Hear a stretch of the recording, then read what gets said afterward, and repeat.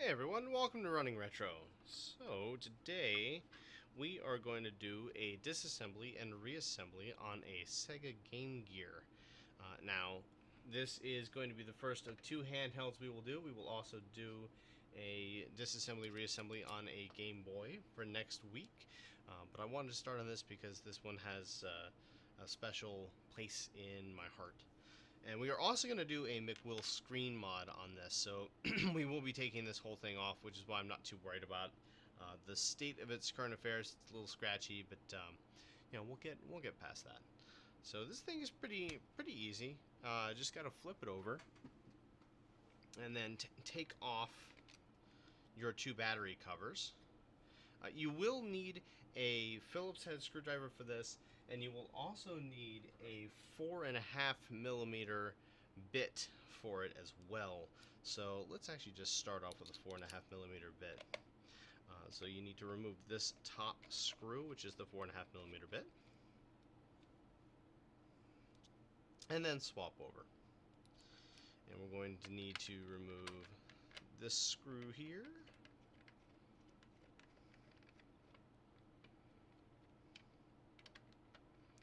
A little stubborn.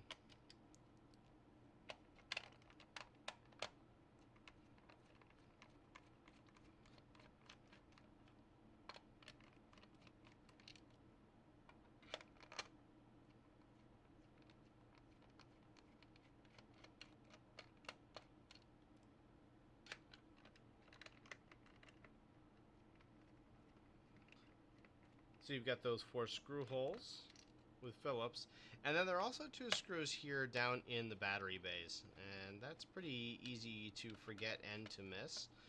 But there is an upside to this, that all of these screws are the same, so you don't need to keep track of which is which is pretty helpful given the circumstance.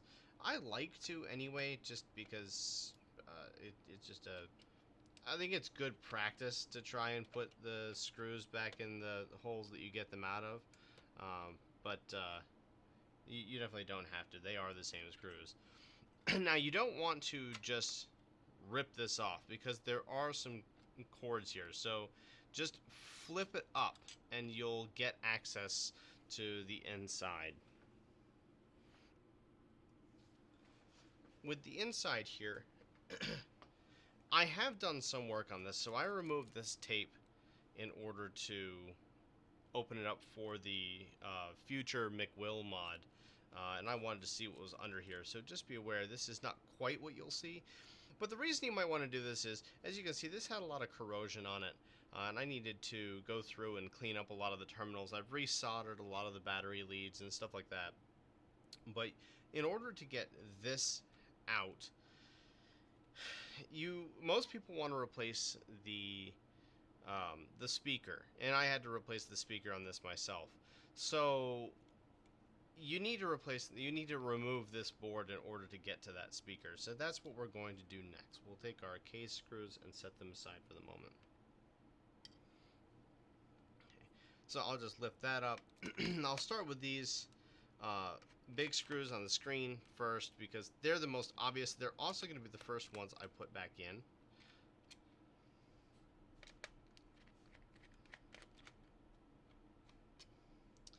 And now we have 1, 2, 3, 4, 5, 6, 7, 8, 9, 10 little screws to take out.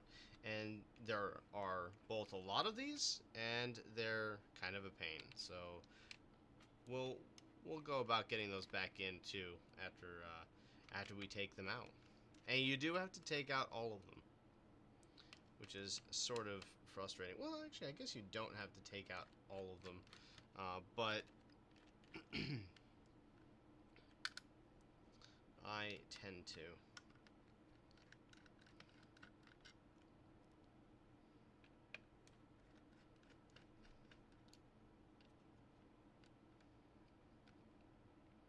They can be a little stubborn too. There is one back here that you just need to remember exists.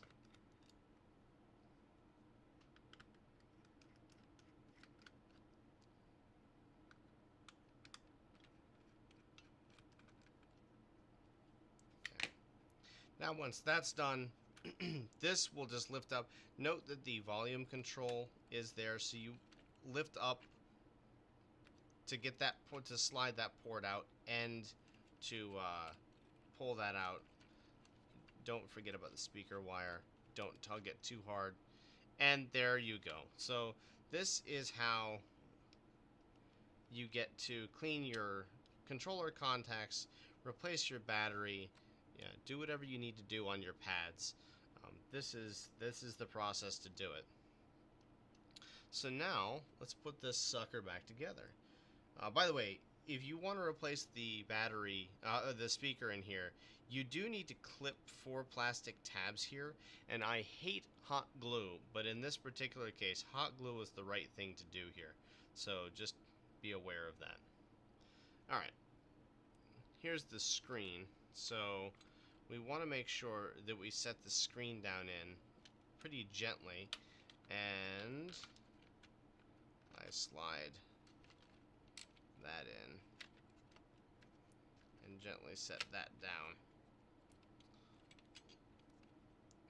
And I put the larger screws back in first because they're just such a good anchor.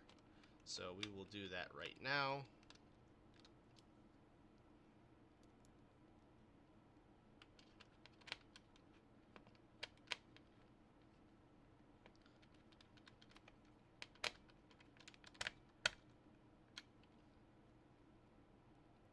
And then I finish screwing the screen down to consolidate it and to hold it in place. I didn't take that one out, so you don't actually need to take those out.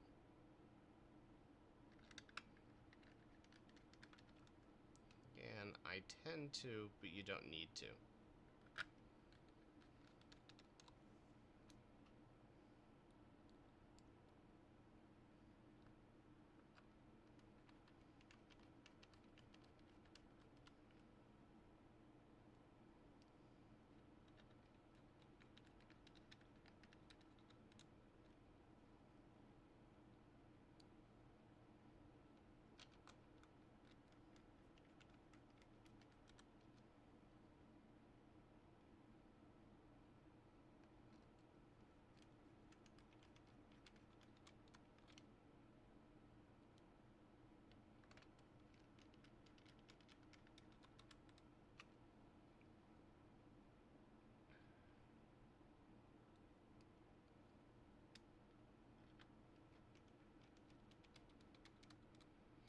Now, once I have all that back together, I'll slide these wires just down behind these poles here and flip this sucker shut.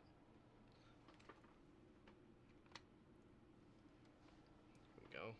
As you can see, again, well, one wire came out. You want to just make sure you slide these gently down the side here so that they are not coming out.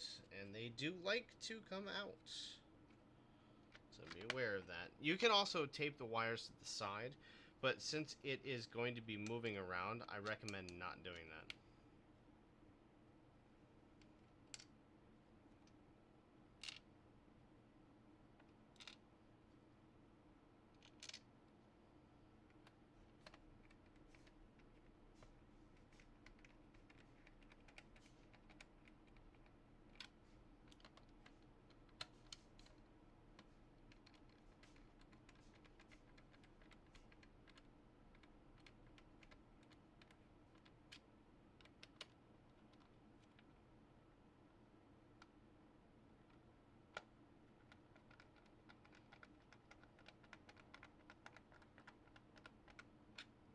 I do feel like these screws strip very easily, so just be aware of that. I tend to be pretty careful with these because of that.